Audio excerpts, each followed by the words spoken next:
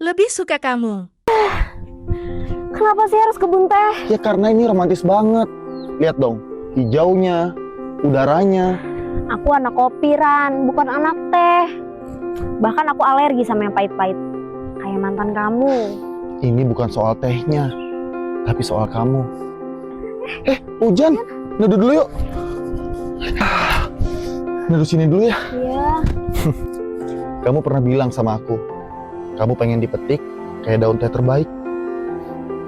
Sekarang aku bawa kamu ke sini karena buat aku kamu yang terbaik. Jadi aku yang terbaik ya buat kamu.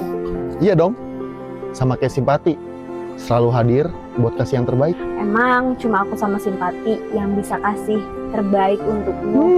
Bisa aja nih, udah mulai jago gombal kamu ya.